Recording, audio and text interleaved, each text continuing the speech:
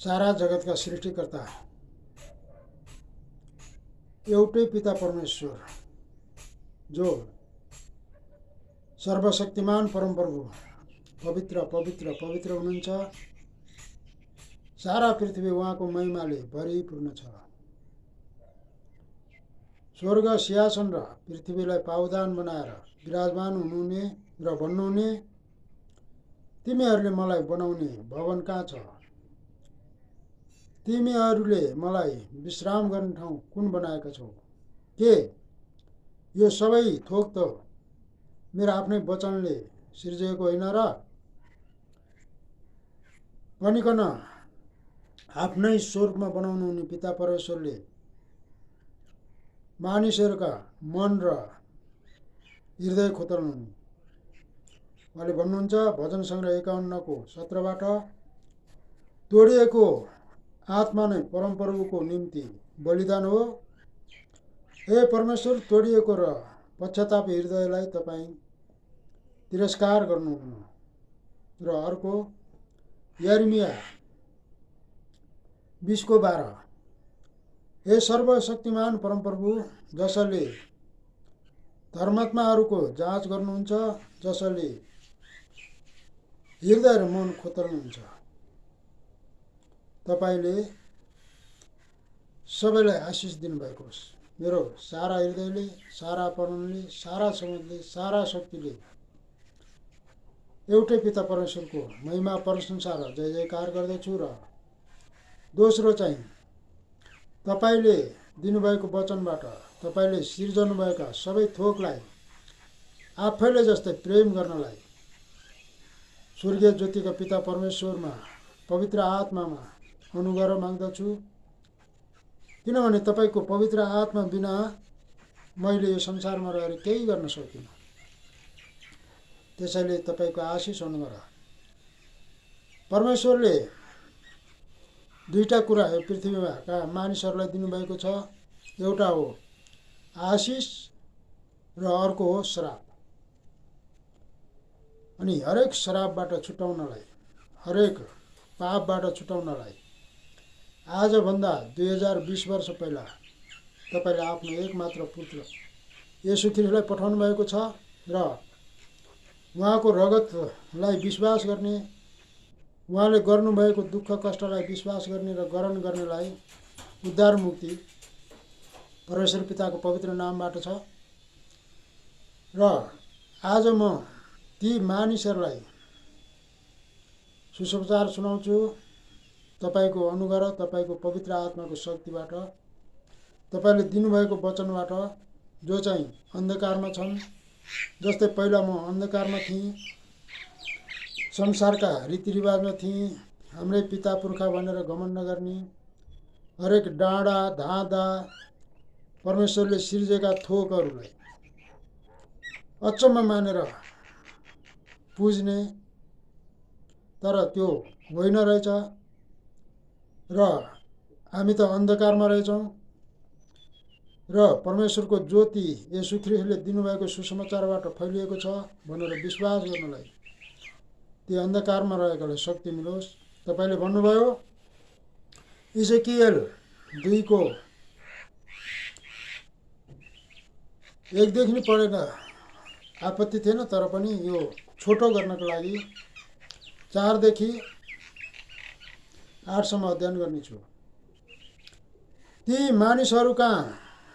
मानिसहरू जसका म तँलाई पठाउँदछु, तिनीहरू निर्लज्ज र अटेरी भएका छन्।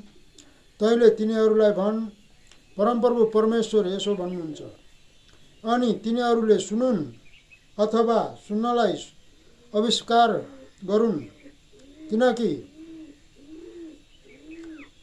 तिनीहरू बागी घरानाका हुन्। तिनीहरूले आफ्ना बिचमा एकजना अगमवक्ता त रहेछ भन्ने कुरा जान्नेछन्। अनि त चाहिँ हे मानिसको छोरो, तिनीहरूदेखि अथवा तिनीहरूका कुरादेखि नडरा। तेरा चारैतिर सिउँडी र काँडा भए अथवा त बिच्छीहरूका बिचमा बसे तापनि त नडरा। तिनीहरूले जे भने पनि नडरा अथवा तिनीहरूदेखि भयभीत नहो। यद्यपि तिनीहरू त बाघी सन्तान हुन्। तैँले तिनीहरूसित मेरो वचन बोल, चाहे तिनीहरूले सुनुन् चाहे नसुनुन्, किनभने तिनीहरू बाघी हुन्। तर तैँले चाहिँ हे मानिसको छोरो, म तँलाई जे भन्छु त्यो ध्यानसित सुन। त्यो बाघी घरमा चाहिँ तँ बाघी नहो। तेरो मुख खोल र म जे दिन्छु त्यो खा। परमेश्वरलाई महिमा भएको होस् यो वचनबाट, किनभने उहाँको वचन अटल छ, उहाँको वचन सत्य छ। र भजन सङ्ग्रह 33:10 परमप्रभुले जाति जातिहरूका योजनाहरू रद्द तुल्याउनुहुन्छ। उहाँले मानिसहरूका विचार विमर्शहरूलाई विफल तुल्याउनुहुन्छ। तर परमप्रभुको योजना सदा स्थिर रहन्छ। उहाँको हृदयका विचार पुस्तौँ पुस्तासम्म रहिरहन्छ। परमप्रभुलाई यो वचनले पनि महिमा भएको होस्। र अर्को वचन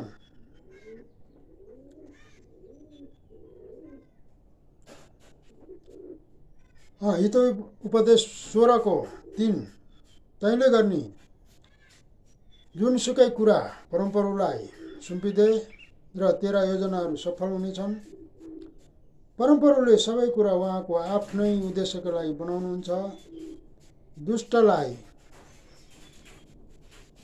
समेत विनाशको दिनको लागि उहाँले राख्नु भएको छ। परमेश्वरलाई महिमा भएको होस्। यो पृथ्वीमा का मानिसहरू जो विशेष गरेर यो रूढिवादीका कुराहरू जो हाम्रा पिता पुर्खाहरूले मेरो धर्म मेरो रीतिरिवाज भनेको कुरा चाहिँ के रहेछ भने, यो पवित्र वचन परमेश्वरले दिनुभएको वचनबाट जान्दाखेरि परमेश्वरले स्वर्गबाट तल पत्तालैसम्म खसालिदिनु भएको ती स्वर्गदूतहरूका आत्मा रहेछन्। हामीले यशाया 14:9 त्यही समय अध्ययन गरेर जान्दछौँ। ती आत्माहरूले चाहिँ परमेश्वरले सृष्टि गर्नुभएका मानिसहरूलाई देखेपछि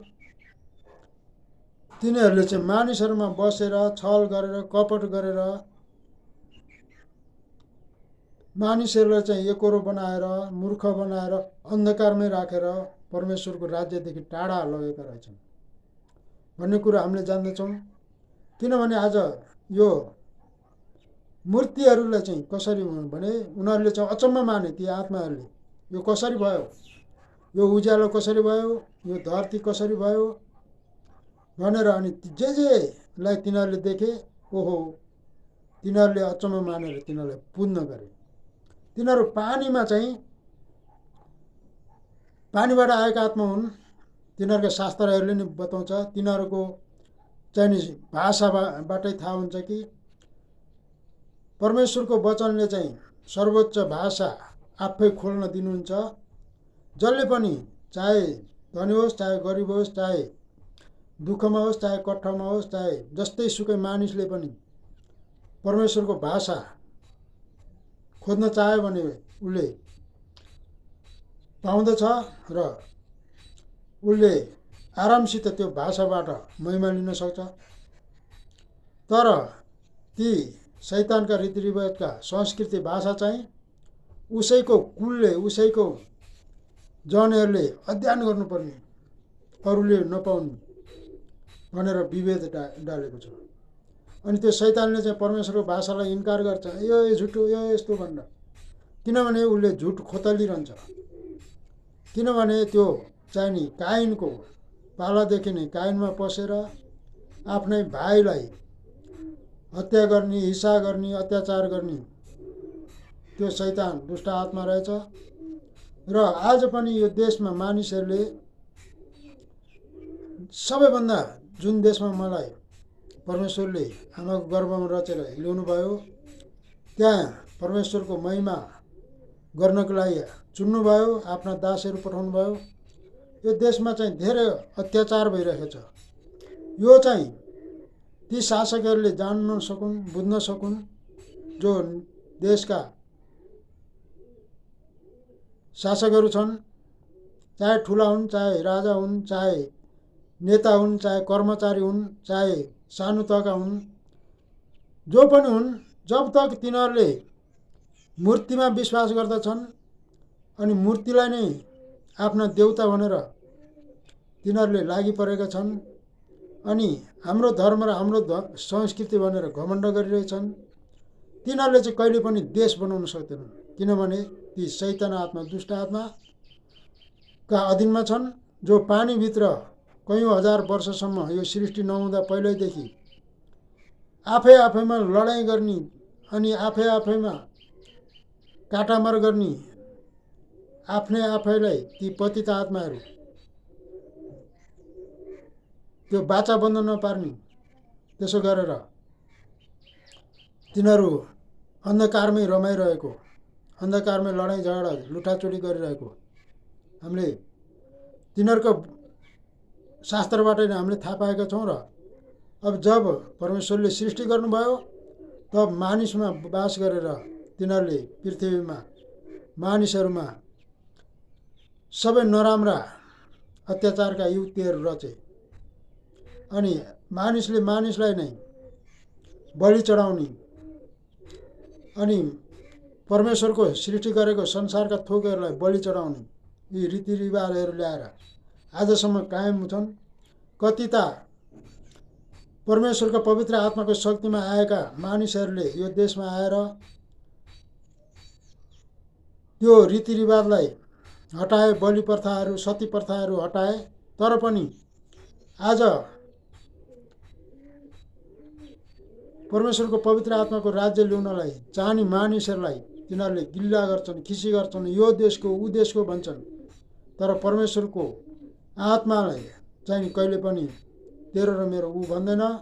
अनि भलाइ उहाँले भन्नुभएको छ के एउटा पिताले असल चाहँदैन र मैले तिमीहरूलाई नाच्नको लागि होइन तर आबाद गर्नको लागि बनाएको भनेर उहाँको वचनले घोषणा गरेको छ। त्यसैले उहाँको वचनले भन्दछ स्वर्ग जस्तै बनाउनको लागि प्रार्थना गर र हामी निरन्तर त्यसमा लागिरहन्छौँ अनि यो उहाँको योजना पुरा भएरै छाड्छ। उहाँले मूर्तिदेखि डाइ हुनुहुने परमेश्वरले यो पृथ्वीबाट मूर्तिहरू लोप पार्नेछु भनेर उहाँले आफ्नो वचनमा दाबी गर्नुभएछ। यशाया 2:17-18 मूर्तिहरू बिल्कुलै लोप पार्नेछु भन्नुभएको छ। अनि यशाया 42:17 ती मूर्तिहरूलाई तपाईँ मेरो देवताहरू हुनुहुन्छ भनेर पुज्नेहरूलाई लाज र शर्म पर्नेछन् भनेर भन्नुभएको छ। त्यो आज त्यो वचन पुरा हुँदै गएको छ। ती मानिसहरूले जान्न सकुन्, बुझ्न सकुन् र यो पृथ्वीमा चाहिँ पुरा मूर्तिहरूको विनाशै हुन्छ भनेर जानेर एउटै पिता परमेश्वर साँचो स्वर्गको ज्योतिका परमेश्वर हुनुहुन्छ, जसले चाहिँ सारा जातिहरूलाई आफ्नो वचन दिनुभएको छ। अनि यसु नै आजभन्दा 2020 वर्ष पहिला मानिसहरूको लागि ती शैतान आत्माबाट छुटाउनको लागि, मोलतिर छुटाउनको लागि आउनुभएको छ र उहाँले बलि भएर त्यो रगतबाट उद्धार मुक्ति दिनुभएको छ।